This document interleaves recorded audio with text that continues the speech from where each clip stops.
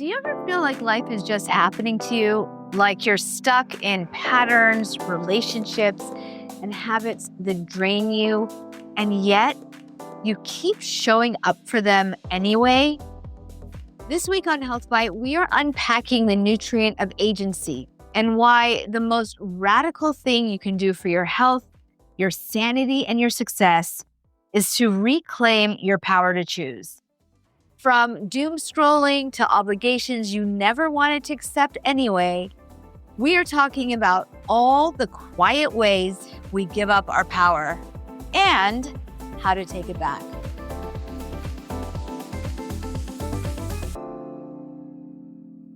Welcome to Health Bite, where we explore the true nutrients that feed you mind, body, and soul.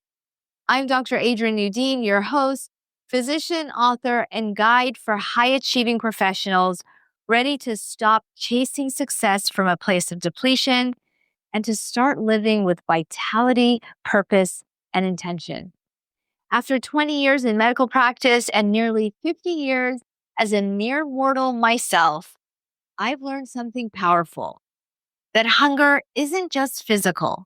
It's emotional, it's spiritual, and it's a sign that we are not nourishing the parts of ourselves that need it most. Each week here on Health Bite, I'll share with you stories, science, and strategies to help you understand what you're truly hungry for so you can make the nourishing choices that lead to sustainable success. Because when you meet your hunger with clarity, you can fuel your full potential. So I want to take you back to a few mornings ago. My alarm goes off. I reach for my phone. You know what it's like. Within seconds, I am scrolling headlines and I'm angry. I'm agitated. I'm frustrated, right? And it's only 6 a.m. And I wish I could say that it's the first time, but it's something I do again and again, day after day. In fact, if I'm going to be honest, it happens multiple times a day. As if I have a gun to my head. And I have to ask myself, do you even realize that you have a choice? Now, I don't know how many of you can relate, but I think a lot of you, because when I talk about this with my family and my friends, my patients and clients, pretty much everybody says the same thing. They have married themselves to something that is making them miserable. And yet they feel like they lack the agency, the choice to do it differently. You know, I can tell myself over and over again that I need to stay informed. And it's true. We all need to stay informed right now. So much is happening so quickly. But do we really need to know every little thing that happens in every single moment? And then hop over to social media and hear about what everybody else thinks about that thing that just happened. And let's be honest, it's not just social media or the news or our phones. There are so many things that we do that don't make us feel good.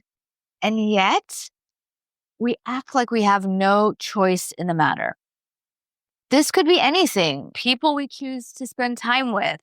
How many of you feel compelled to say yes to every social obligation, even when you have no desire to go? It's how we fill our schedules to the brim, leaving no time for ourselves, that we have to take care of everybody and everything else before we take care of ourselves. Who can relate? And the biggest one of all is the choice of the thoughts that we wish to engage with. I want to ask you, how many of you think crazy thoughts? Like I know I do. Thoughts are involuntary. They pop up without our asking, without our permission. You've probably heard the statistic that says we think 60,000 or 80,000 thoughts per day. I don't even know if that's true. It could be like modern folklore, but that's what people say. That's one of the numbers that are out there. But whatever it is a whole heck of a lot of thoughts. And again, they pop up without our knowing. they are involuntary. But you know what? Thinking, the choice to choose to engage with those thoughts, that is on us. You don't have to hop in bed with every single thought that you have. You and I don't have to wrestle with every single thought. The thought is involuntary.